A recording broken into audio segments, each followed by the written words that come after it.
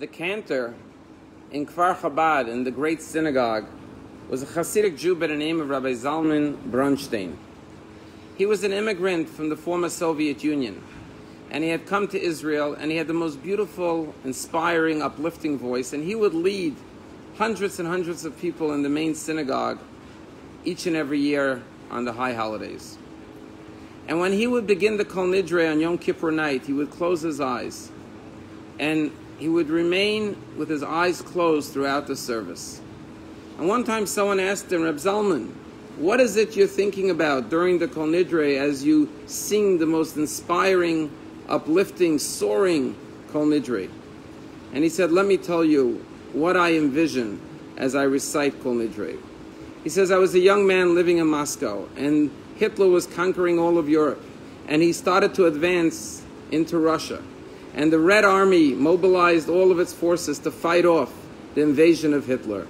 And I, as a young man, I had a wife and 3 children, I was drafted to go serve in the Russian army. I was on the battlefront fighting as my comrades were dying all around me. And all I can think about it was I need to make it home to my wife and 3 young children. One day, as I was in the barrack, I was singing a melody to myself. And one of the officers in the army heard me sing, and he said, you have such a beautiful voice. You don't belong on the battlefront. You belong in the Russian choir, for the army's choir. And I was immediately taken to be a member of the Russian army's choir, the Red Army's choir. And that saved my life from certain death.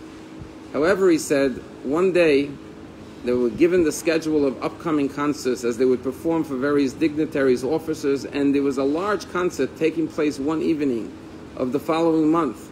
And this concert was going to be in front of all the doctors of the Red Army. And he said, I looked at the calendar and I realized that this was Kol Nidre night. And so as the concert drew nearer, I went to my supervising officers and I said, you know, I have a sore throat. I don't think I could perform in tonight's concert. And I was excused, and I was allowed to go back to the barrack. There I was in the barrack all alone. Kol Nidre night, far away from my family, from my community. And I didn't even have a prayer book. And I began to think of the prayers of Kol Nidre, and to the best of my ability, I started to recite them by memory. Suddenly there was a knock on the door. Brunstein, open up. And he opened up and he saw 3 senior Russian officials in full army uniform standing at the door. And they said to him, Brunstein, what is tonight?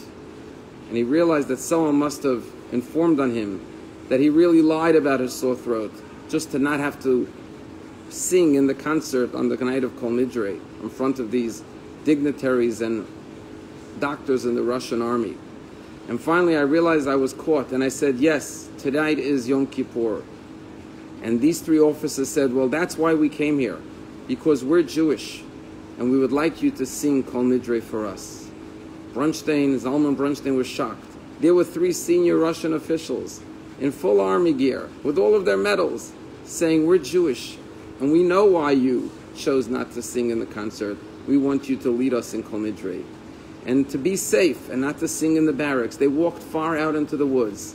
And there in the middle of the woods, the 3 officers stand behind Zalman Brunstein as this young Hasidic man began to chant the Kol Nidre melody from memory.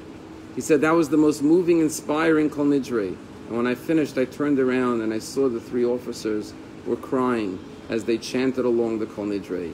He said, every year now that I've come to Israel, I stand in this great synagogue in Kfar Chabad and I lead services for hundreds and hundreds of people.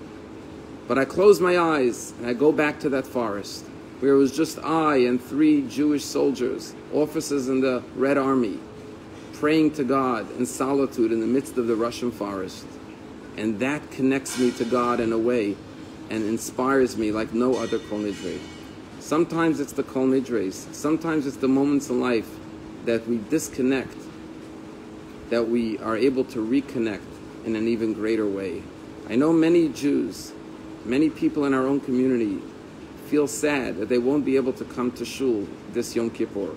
A matter of fact, for the first time ever, Palm Beach Synagogue will be closed on Yom Kippur, as we will be conducting services at the Breakers Hotel in order to accommodate as many people as possible. But but due to health concerns, many people cannot even come. And they're asking, how can I sit home on Yom Kippur? How can I not even have a minyan to pray? How can I not hear the chazan? How can I not hear the beautiful prayers in the synagogue? So you know, in the Nesana Toka prayer, we say, Uba shofar gadol yitaka, v'kol mamadaka yishama. The Nesana Toka prayer contrasts the mighty blast of the shofar that is heard on the high holidays to the small, silent voice, referencing the prophecy of Elijah in the book of Kings, where he says, where God says to him, I am not found lo barash, not in the loud noises, v'lo baruach, not in the storms, v'lo ba'esh, not in the fire, in the small, still voice. This year on Yom Kippur, even the synagogues will be fasting. Many synagogues will be empty. But God will be in every single home, in every Jewish heart, in every Jewish soul. And God will be listening to the small, still, soft voice. And our prayer is that this year of this may lead to a year